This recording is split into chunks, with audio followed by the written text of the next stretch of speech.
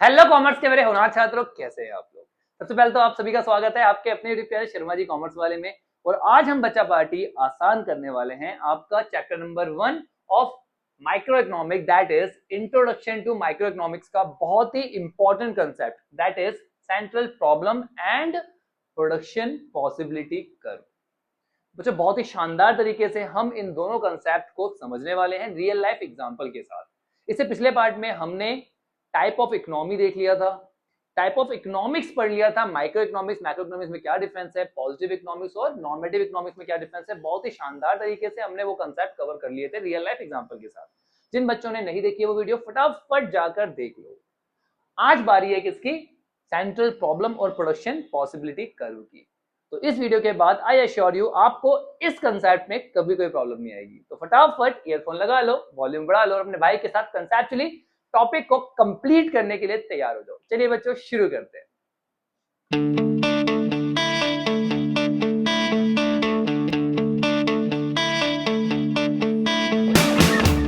शुरू करते हैं, पर शुरू करने से पहले मैं आपको एक चीज बता देना चाहता हूं। ये नोट्स आपके भाई ने खुद बनाए हुए हैं, खुद लिखे हुए हैं, यहाँ पर कुछ कॉपी पेस्ट नहीं है।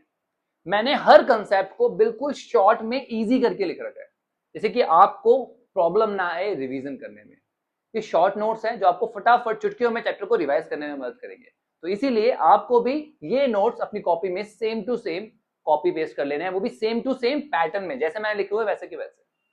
ठीक है बच्चों, चलिए अब शुरू करते हैं अपने पहले टॉपिक से, that is central problem of an economy. बेटा एक इकोनॉमी में ना कुछ प्रॉब्लम्स फेस करनी होती है और हर इकोनॉमी इन प्रॉब्लम्स को अपने हिसाब से टैकल करती है। आगे देखेंगे हम। अब ये प्रॉब्लम्स है क्या। पहली प्रॉब्लम, व्हाट टू प्रोड्यूस, क्या बनाए। दूसरी प्रॉब्लम, हाउ टू प्रोड्यूस, कैसे बनाए। और तीसरी problem, for whom to produce, किसके लिए बनाए। जो प्रोडक्शन करना है वो क्या करना है, कैसे करना है और किसके लिए करना है। ये तीन प्रॉब्लम्स है जिससे हमें हर एक इकोनॉमी में डील करना होता है। ठीक है बच्चों, एक एक करके समझते हैं। पहले बात करते हैं व्हाट टू प्रोड्यूस, कि भैया क्या बनाए। कोई भी जिसका प्रोडक्शन करना है सबसे पहले यही डिसाइड करना पड़ेगा ना, क्या प्रोडक्शन करें। आया नहीं कि भैया कंज्यूमर गुड्स बनाए या कैपिटल गुड्स, मतलब मशीनरी वगैरह बनाए, या फिर जो कंज्यूमर गुड्स होते हैं हमारे, ब्रेड, व्हीट, आपका पेन, पेंसिल, ये सब बनाए। ठीक है, वॉर टाइम गुड्स बनाए या पीस टाइम गुड्स बनाए, मतलब भैया बंदूकें बंदूकें बनाए या फिर अपना नॉर्मली जब शांति चल रही होती है कंट्री में ब्रेड बटर वगैरह ये सब चीजें बनाए। तो ये डिसाइड करना पड़ता है आपको अपने इन्वायरमेंट के हिसाब से। ठीक है ना, सबसे पहला डिसीजन यही लेना होता है कि बनाए तो बनाए क्या। ठीक है, कोई डाउट। आपने एक बार ये डिसाइड कर लिया है कि मुझे ये प्रोडक्ट बनाना है, मान लो आपने डिसाइड कर लिया कि मुझे मोबाइल फोन बनाने हैं। ठीक है, डिसाइड कर लिया। इसके बाद यहीं पर एक और प्रॉब्लम आएगी, वो प्रॉब्लम है इन व्हाट क्वांटिटी। भाई मोबाइल फोन बनाना है तो कितनी क्वांटिटी में बनाना है, आपको ये भी डिसाइड करना पड़ेगा कि भैया थोड़ी क्वांटिटी में बनाना है, लार्ज स्केल पे बनाना है, कितनी क्वांटिटी। कैसे डिसाइड होगा, ये इन्वायरमेंटल फैक्टर्स होते हैं जिनको स्टडी करने के बाद आप डिसाइड करते हो। ठीक है, बट सबसे बड़ी प्रॉब्लम क्या है कि क्या बनाए। एक बार ये डिसाइड हो गया तो क्या प्रॉब्लम है कि कितनी क्वांटिटी में बनाए। ठीक है बच्चों, समझ में आ गया। तो ये है हमारी पहली प्रॉब्लम, क्लियर हो गया। चलिए अब बात करते हैं दूसरी प्रॉब्लम की, that is how to produce. बेटा किसी भी चीज को बनाने के लिए ना दो टेक्निक है आपके पास, पहली लेबर इंटेंसिव टेक्निक और दूसरी capital intensive technique. Labour intensive technique और दूसरी कैपिटल इंटेंसिव टेक्निक, मतलब आप चीजों को लेबर की मदद से बनाओ। आप वहां पे मशीन का इस्तेमाल मत करो, लेबर को यूज करो। ठीक है, दूसरा कैपिटल इंटेंसिव टेक्निक, यहां पे लेबर का इस्तेमाल नहीं किया जाता, यहां पे मॉडर्न मशीन्स का इस्तेमाल किया जाता है, लेटेस्ट टेक्नोलॉजी का इस्तेमाल किया जाता है चीजों को प्रोड्यूस करने के लिए। तो दोनों में से कौन सी टेक्निक आप प्रोडक्शन के लिए यूज करोगे, आपको यहां पर ये डिसाइड करना है। समझ में आ गई बात, बहुत बढ़िया। फॉर हुम टू प्रोड्यूस, किसके लिए बनाए भाई, रिच के लिए बनाए या पुअर के लिए बनाए, अमीर के लिए बनाए या गरीब के लिए बनाए, ये आपको डिसाइड करना पड़ेगा। अब हर एक इकोनॉमी में ये डिसीजन जो है वो अलग अलग तरीके से लिया जाता है, इसको हम आगे देखेंगे। ठीक है, यहां पर एक तरीके से और इसको आप इंटरप्रेट कर सकते हो how to, for whom to produce को, कि किसके लिए बनाए, सेल्फ कंजप्शन के लिए बनाए या फिर डिस्ट्रीब्यूशन के लिए बनाए, कि भैया केवल इतना बनाए कि खुद कंज्यूम कर ले या फिर ज्यादा बनाए और लोगों को डिस्ट्रीब्यूट करे। तो ये डिसीजन भी आपको यहां पर लेना पड़ता है, ठीक है बेटा। तो दो तरीके से इसको आप कंसीडर करते हो। समझ में आ गई बात? बहुत बढ़िया, शाबाश। आई होप सेंट्रल प्रॉब्लम समझ में आ गई है। अब बात करते हैं बच्चों इन प्रॉब्लम के सॉल्यूशन की, कि हर इकोनॉमी में इन प्रॉब्लम को किस तरह से सॉल्व किया जाता है। रेडी हो? चलिए शुरू करते हैं। सबसे पहले बात करते हैं सेंट्रली प्लान्ड इकोनॉमी की। सेंट्रली प्लान्ड इकोनॉमी कुछ याद है आप लोगों को? वो इकोनॉमी जहां पर सभी इकोनॉमिक एक्टिविटीज को कौन कंट्रोल करता है? Government. What to produce, how to produce, for whom to produce, कौन कंट्रोल करेगा? Central authority. मतलब हमारी गवर्नमेंट डिसाइड करेगी क्या बनेगा, कैसे बनेगा, किसके लिए बनेगा। आया नहीं? तो गवर्नमेंट का ऑब्जेक्टिव क्या होता है? सोशल वेलफेयर, लोगों की भलाई करना। याद आया? चलिए, तो यहां पर किसके लिए प्रोडक्शन किया जाएगा? यहां पर किया जाएगा प्रोडक्शन सोसाइटी के लिए उन गुड्स का जो उनके लिए मोस्ट यूजफुल है। वो गुड्स बनाए जाएंगे जो सोसाइटी के लिए सबसे ज्यादा बेनिफिशियल है। इसमें कौन से गुड्स आते हैं? मेनली नेसेसरी गुड्स, जो लोगों के लिए जरूरी है। रोटी कपड़ा मकान, मेनली ये आता है पहले, फिर बाकी गुड्स। आई बात समझ में? तो यहां पर क्या प्रोड्यूस किया जाएगा? वो गुड्स जो सोसाइटी के लिए मोस्ट यूजफुल है। कैसे किए जाएंगे? Labour intensive technique. Labour intensive technique से क्यों करेंगे भैया? क्योंकि बेटा गवर्नमेंट का ऑब्जेक्टिव होता है ज्यादा से ज्यादा लोगों को एम्प्लॉयमेंट प्रोवाइड करना। हाँ या नहीं? चलिए, किसके लिए बनाया जाएगा? पुअर सेक्शन के लिए प्रोडक्शन किया जाएगा, पुअर सेक्शन के लिए, क्योंकि गवर्नमेंट का रोल होता है इक्वालिटी क्रिएट करना, ठीक है ना, इक्विटेबल डिस्ट्रीब्यूशन ऑफ इनकम। उसके लिए उन्हें पुअर सेक्शन के लिए गुड्स बनाने पड़ेंगे जिससे कि वो अपनी नेसेसिटी को पूरा कर सके, ठीक है। चलिए अब बात करते हैं मार्केट इकोनॉमी। मार्केट इकोनॉमी कौन सी इकोनॉमी थी, याद है आपको? जहां पर सारी की सारी इकोनॉमिक एक्टिविटीज जो है वो कंट्रोल करता है हमारे market forces. Market forces define करेंगे, डिसाइड करेंगे कि कौन से गुड्स बनाए जाएंगे, किसके लिए और किस तरीके से, ठीक है बेटा। चलिए, तो इनका मोटिव क्या था? मेनली प्रॉफिट कमाना। तो यहाँ पे कौन से गुड्स बनाए जाएंगे जिसमें हाई प्रॉफिट हो, जिसमें ज्यादा से ज्यादा प्रॉफिट होगा? भैया प्राइवेट इंडिविजुअल्स तो वही बनाएंगे, सिंपल सी बात है, ठीक है। चलिए, कैसे बनाएंगे? कैपिटल इंटेंसिव टेक्निक से। भैया क्यों? कैपिटल इंटेंसिव टेक्निक में ऐसा क्या है कि ये लोग कैपिटल इंटेंसिव टेक्निक को प्रेफर कर रहे हैं? बेटा कैपिटल इंटेंसिव टेक्निक मतलब मॉडर्न टेक्नोलॉजी, मशीन का इस्तेमाल करना। और जब आप टेक्नोलॉजी का, मशीन का इस्तेमाल करते हो तो आपकी कॉस्ट कम हो जाती है, और कॉस्ट कम होती है तो प्रॉफिट बढ़ जाता है। तो इनको एम्प्लॉयमेंट से लेने देना नहीं है, इनको अपना प्रॉफिट बढ़ाना है, इसलिए ये कैपिटल इंटेंसिव टेक्निक का इस्तेमाल करेंगे। किसके लिए बनाएंगे बेटा? रिच के लिए, अमीरों के लिए, क्योंकि जो अमीरों के लिए सामान बनाएंगे उसमें प्रॉफिट ज्यादा होगा। आपने देखा ये परफ्यूम वगैरह जो होते हैं, जो 500 रुपए के परफ्यूम बिकते हैं, ये बनते कितने के हैं? केवल और केवल 10 रुपए, 20 रुपए, 25 रुपए, 30 रुपए, इनका कॉस्ट इतनी सी आती है, पर बिकते कितने के? 500 रुपए के। यहाँ पर 90-90% का प्रॉफिट होता है, और ये कौन अफोर्ड कर सकता है? केवल और केवल रिच पीपल्स। तो ये किसके लिए बनाएंगे? रिच पीपल्स के लिए, क्योंकि वहां पे प्रॉफिट ज्यादा है, ठीक है। चलिए, मिक्स इकोनॉमी याद है आपको? जहां पर दोनों का कॉम्बिनेशन होता है, ठीक है। यहाँ पर सब चीजें मार्केट फोर्सेस पर छोड़ दी जाती है, बट गवर्नमेंट उसे रेगुलेट करती है, ठीक है। तो यहाँ पर क्या बनाया जाएगा? यहाँ पर दो चीजें बनाई जाएगी। गवर्नमेंट जो है वो लोगों की नेसेसिटी पे फोकस करेगी, ऑन द अदर हैंड जो प्राइवेट इंडिविजुअल है प्रॉफिट पे फोकस करेंगे, ठीक है। जो गवर्नमेंट है वो लेबर इंटेंसिव टेक्निक का इस्तेमाल करेगी, जो प्राइवेट इंडिविजुअल है वो कैपिटल इंटेंसिव टेक्निक का इस्तेमाल करेंगे। गवर्नमेंट पुअर के लिए बनाएगी, पब्लिक डिस्ट्रीब्यूशन सिस्टम जो है हमारा, उससे लोगों को उनकी नेसेसिटी की चीजें प्रोवाइड करेगी, ठीक है ना। राशन की दुकानें जो है उनसे लोगों को व्हीट, राइस, ऑयल वगैरह सब प्रोवाइड करेगी, ठीक है। ऑन द अदर हैंड जो प्राइवेट इंडिविजुअल्स होंगे यहाँ पर, वो रिच के लिए बनाएंगे और अपना प्रॉफिट का टारगेट पूरा करेंगे। आई बात समझ में? क्लियर हो गया बच्चों? बहुत बढ़िया, इसका स्क्रीनशॉट ले लो, आपको सेम टू सेम ऐसा का ऐसा ही नोट करना है, ठीक है। ले लिया? चलिए चलिए, तो अगला टॉपिक आता है बच्चों हमारे पास प्रोडक्शन पॉसिबिलिटी कर्व। मैं बिल्कुल सिंपल करता हूं आपके लिए, एक ऐसी कर्व जो शो करती है डिफरेंट पॉसिबल कॉम्बिनेशंस, अलग अलग कॉम्बिनेशंस, किसके? दो गुड्स के, combination of two goods that can be produced, जो बनाए जा सकते हैं गिवन रिसोर्सेज के साथ, जहां पर इन रिसोर्सेज का पूरी तरह से फुल यूटिलाइजेशन किया जाएगा और टेक्नोलॉजी भी क्या रहेगी? कांस्टेंट रहेगी। भैया समझ में तो आया थोड़ा थोड़ा? एग्जाम्पल से समझाओ, समझो। आपके पास बच्चों एक लैंड है, ठीक है, ये आपका रिसोर्स है, ठीक है। अब इस लैंड पे आप या तो एप्पल प्रोड्यूस कर सकते हो या फिर वीट, ठीक है। तो अगर आप एप्पल करोगे तो वीट का प्रोडक्शन नहीं हो पाएगा। अब जैसे जैसे आप एप्पल का प्रोडक्शन कम करते जाओगे तो वीट का प्रोडक्शन बढ़ता जाएगा, आया नहीं? तो इसके अलग अलग कॉम्बिनेशंस बन सकते हैं। तो इस लैंड पर आप एप्पल और वीट दोनों प्रोड्यूस कर सकते हो। इसके अलग अलग जो कॉम्बिनेशंस बनेंगे, उन कॉम्बिनेशंस को जब आप कर्व पर शो करते हो, उसी को बोलते हैं प्रोडक्शन पॉसिबिलिटी कर्व। अब बात समझ में आई?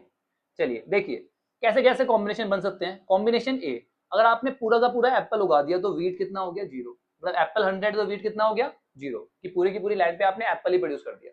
अब जैसे आपने एप्पल कम किया, एप्पल को 90 कर दिया, तो वीट का प्रोडक्शन हो गया कितना? 10। ये कॉम्बिनेशन हो गया बी।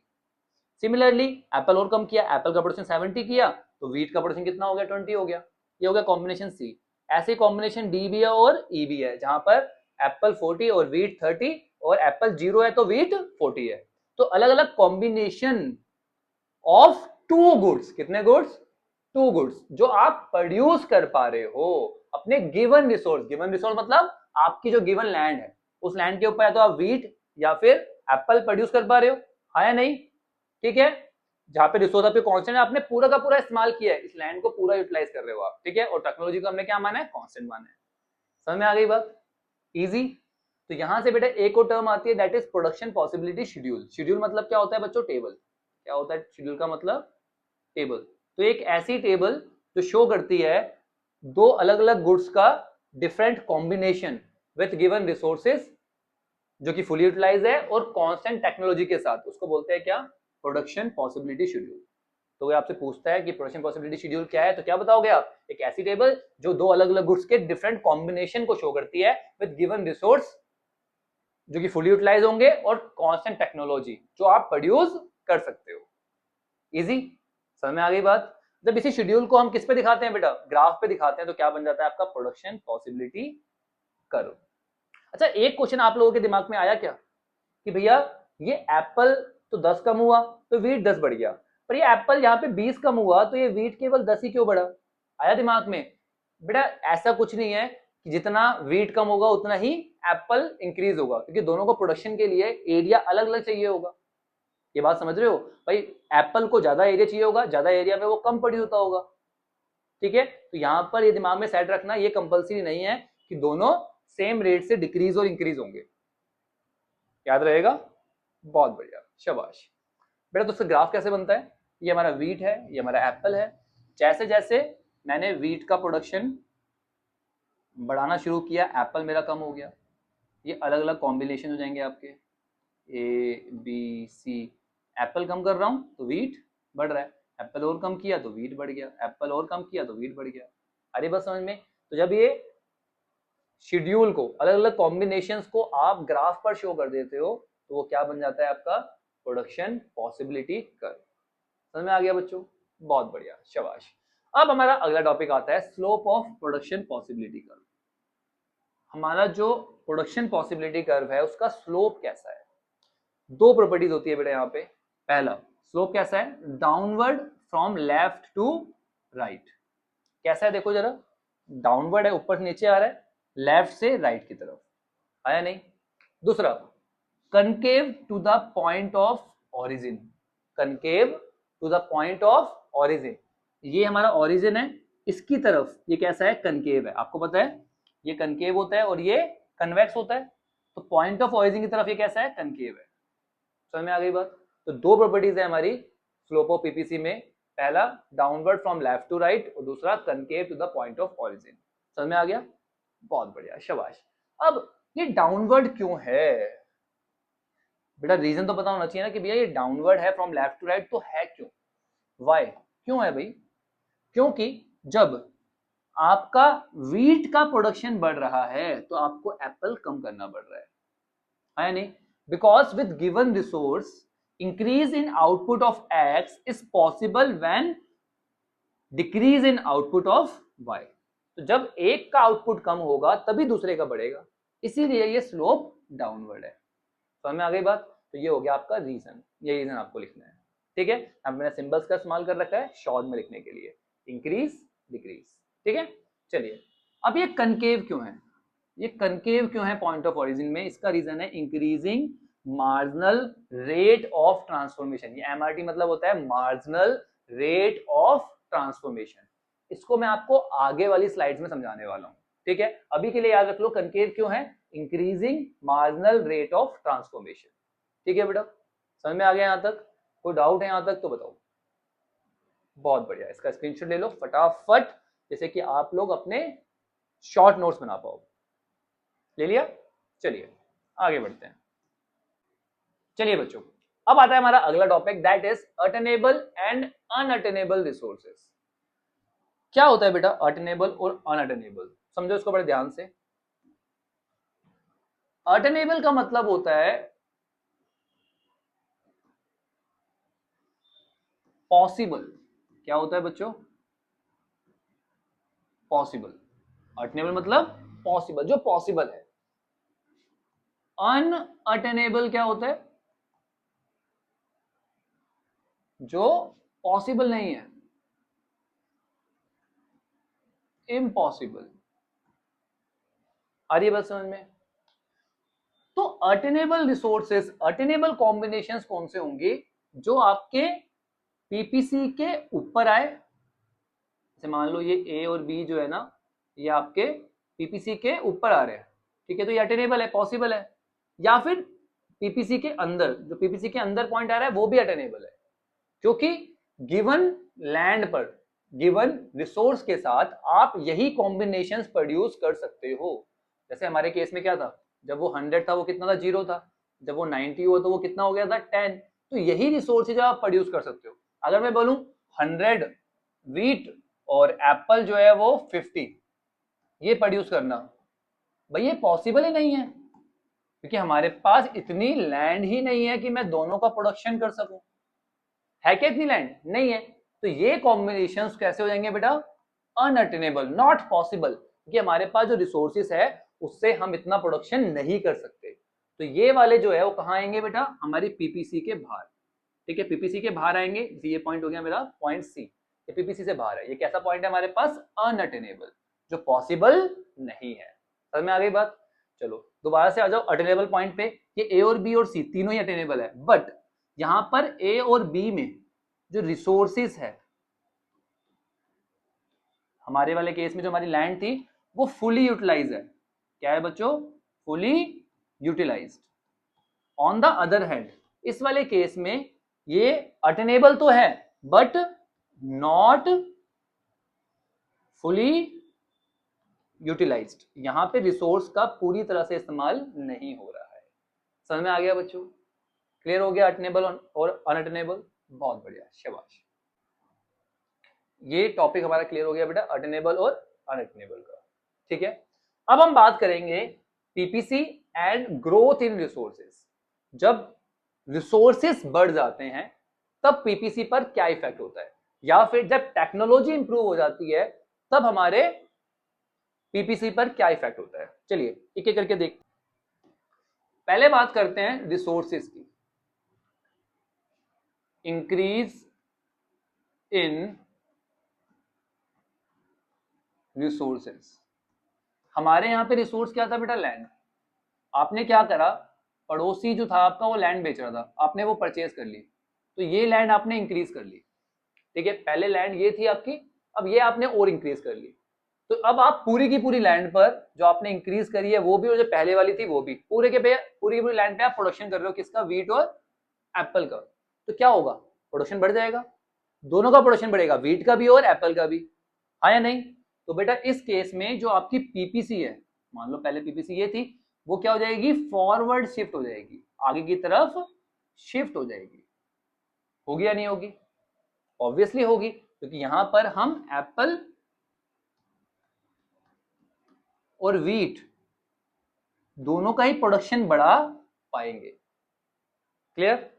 सिमिलरली अगर आपने, आपकी जो लैंड थी, आपकी ये लैंड थी पहले, और इस लैंड पे आपने घर बना लिया अपना, तो अब प्रोडक्शन के लिए केवल ये वाली लैंड बची, तो लैंड कम हो गई प्रोडक्शन के लिए, तो क्या होगा, दोनों का ही प्रोडक्शन कम हो जाएगा, वीट का भी और राइस का भी, ऑब्वियस सी बात है। तो क्या होगा, जो पीपीसी है वो क्या हो जाएगी बेटा, बैकवर्ड शिफ्ट हो जाएगी। ठीक है बेटा, आगे से पीछे की तरफ आ जाएगी। आई बात समझ में, क्लियर हुआ, बहुत बढ़िया, शाबाश। चलिए अब बात करते हैं बच्चों टेक्नोलॉजी की।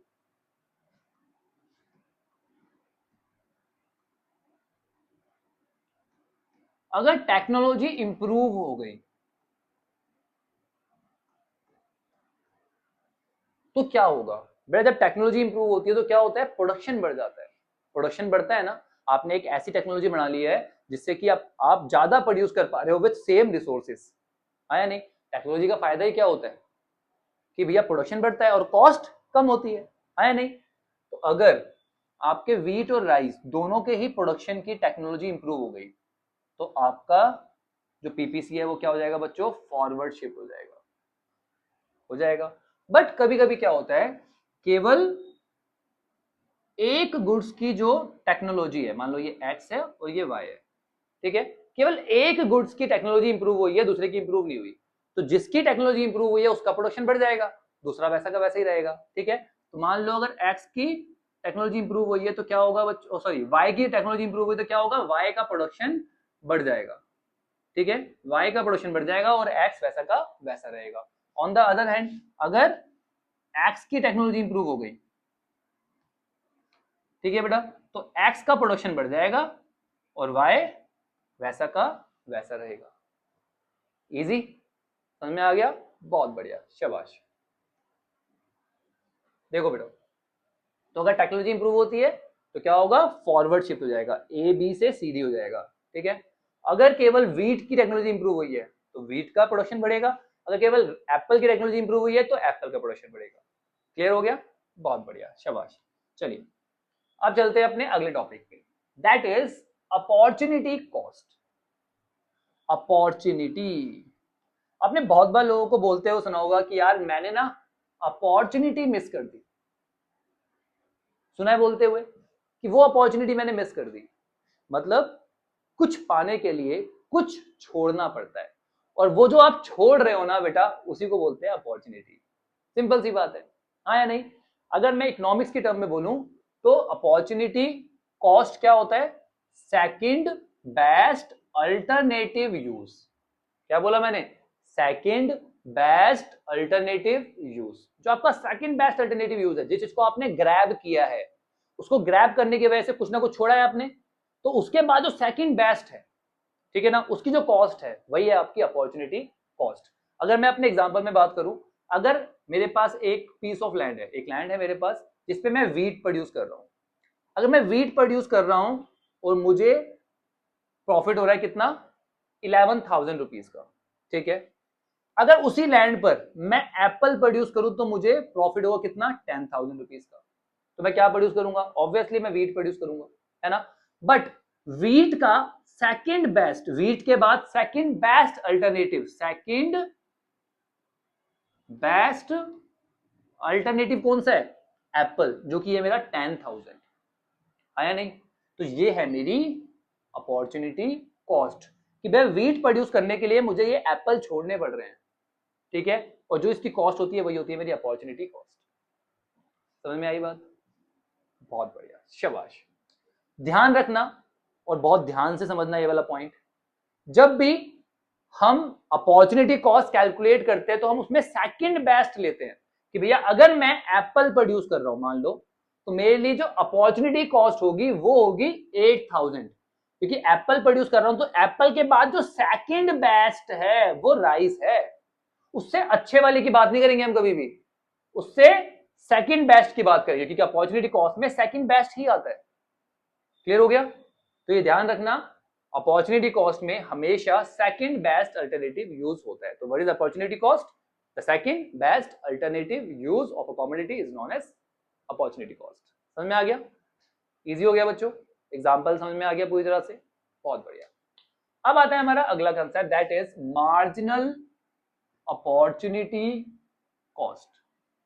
मार्जिनल अपॉर्चुनिटी कॉस्ट, ये बेटा रेशियो होती है between loss of output and gain of output. Resources limited है, टेक्नोलॉजी आपकी कांस्टेंट है, ठीक है, तो जब आप एक का प्रोडक्शन बढ़ाओगे तो दूसरे का कम करना पड़ेगा, और इनकी जो रेशियो होती है उसी को बोलते हैं क्या, marginal opportunity cost. The ratio between loss of output, जिसका प्रोडक्शन कम किया है आपने वो ऊपर, एंड गेन ऑफ आउटपुट, जिसका प्रोडक्शन बढ़ा है वो नीचे, with resources are shifted from use 1 to use 2, जब आप रिसोर्स को एक से दूसरे में शिफ्ट कर रहे हो। ठीक है, क्लियर? तो देखो फॉर्मूला क्या बन गया इसका, मार्जिनल अपॉर्चुनिटी कॉस्ट का, loss in output of one, एक का आउटपुट कम हो रहा है, divide by gain in output of second, दूसरे का आउटपुट बढ़ रहा है, इनकी रेशियो को ही तो क्या बोलते हैं, मार्जिनल अपॉर्चुनिटी कॉस्ट।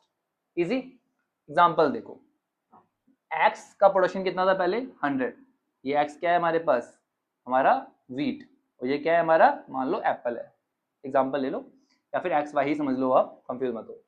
तो जब x का प्रोडक्शन पूरा का पूरा 100 था तो y का प्रोडक्शन कितना था 0।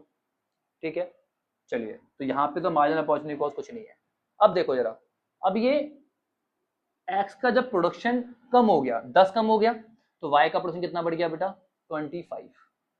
ठीक है, इसका कम हुआ, इसका बढ़ गया, तो कितना कम हुआ 10, लॉस कितना हुआ 10, 10 ऊपर, कितना गेन हुआ 25, वो नीचे, डिवाइड कर दिया, कितना आ गया 0.4। सिमिलरली अगले केस में देखो, कितना कम हुआ, लॉस कितना हुआ आउटपुट का 20, गेन कितना हुआ 25, तो 20/25 ये कितना आ गया 0.8। ये कितना हुआ लॉस 30, गेन कितना हुआ 25, 30/25 1.2। लॉस कितना हुआ 30, गेन कितना हुआ 10, 30/10 दैट इज 3, ये हमारा मार्जिनल अपॉर्चुनिटी कॉस्ट। सिमिलरली यहाँ पे निकाल दिया, 10 का लॉस हुआ, गेन हुआ 2 का, तो 10/2 दैट इज 5। तो ये होता है मेरा मार्जिनल अपॉर्चुनिटी कॉस्ट। कैसे कैलकुलेट होता है, जो लॉस हुआ वो ऊपर, जो गेन हुआ वो नीचे, दैट्स इट। इजी, समझ में आ गया, कोई परेशानी? बहुत बढ़िया, शाबाश।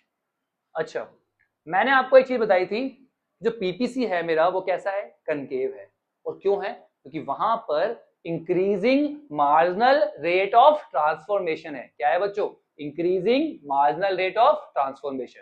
ये जो मार्जिनल रेट ऑफ ट्रांसफॉर्मेशन होता है ना बेटा, वो मार्जिनल अपॉर्चुनिटी कॉस्ट ही होता है एक तरीके से।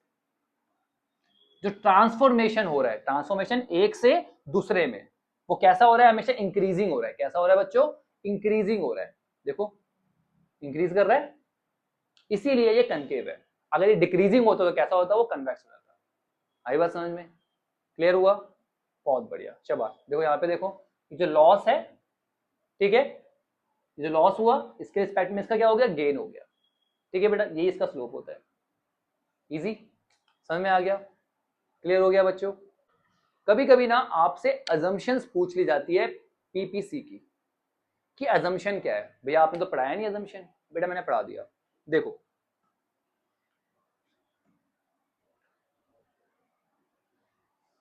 मैंने आपको यहां पर बताया था कि प्रोडक्शन पॉसिबिलिटी कर्व क्या होती है। ये वो कर्व होती है जो शो करती है डिफरेंट पॉसिबल कॉम्बिनेशन किसके, दो अलग अलग गुड्स के जो आप प्रोड्यूस कर सकते हो with given resources which are fully utilised and constant technology. 3 point बताए थे ना बेटा मैंने आपको, ये इसकी assumption है किसकी, प्रोडक्शन पॉसिबिलिटी कर्व की, जो आपको मान के चलना पड़ता है, तभी आप पीपीसी को पढ़ सकते हो। क्योंकि अगर टेक्नोलॉजी चेंज होती रहेगी तो आप पीपीसी की स्टडी नहीं कर पाओगे, और अगर रिसोर्सेज फुली यूटिलाइज नहीं होंगे तब भी नहीं कर पाओगे। आगे बात समझ में? तो assumption कोई पूछता है तो क्या बताओगे, resources are given, resources are fully utilised and technology is constant. ठीक है बच्चों, क्लियर हो गया? बहुत बढ़िया। That's it with our video. I hope सभी कंसेप्ट बहुत ही शानदार तरीके से लिमिटेड टाइम में रियल लाइफ एग्जांपल के साथ समझ में आ गए हैं। और रही बात नोट्स की, तो बिल्कुल टेंशन मत लो। जिन बच्चों ने स्क्रीनशॉट ले लिया है बहुत अच्छी बात है, जिन्होंने नहीं लिया है उनके लिए मैं नोट्स डिस्क्रिप्शन में प्रोवाइड कर दूंगा। अब वहां से अपनी कॉपी में उसे कॉपी पेस्ट कर लेना, बट कॉपी में लिखना जरूर है, और कोशिश करो A4 शीट में लिखो। ठीक है, चलिए, अगर अभी तक भी चैनल को सब्सक्राइब नहीं किया है तो बच्चों सब्सक्राइब कर लो, क्योंकि यहां पर आपको सब कुछ प्रोवाइड करने वाला है आपका भाई। Accounts, economics and business studies मेरी जिम्मेदारी है, तो फटाफट चैनल को सब्सक्राइब कर लो, अपने भाई के साथ डेली बेसिस पर मेहनत करने के लिए तैयार हो जाओ। और वीडियो को लाइक करना मत भूलना, और अपने दोस्तों के साथ शेयर करना बिल्कुल भी मत भूलना, क्योंकि मैं चाहता हूं बच्चों कि मैं हर उस बच्चे तक पहुंच पाऊं जहां पर मेरी जरूरत है, और यहीं से हमें मोटिवेशन मिलती है। चलिए मिलते हैं नेक्स्ट वीडियो में, तब तक के लिए take care, bye bye, study hard.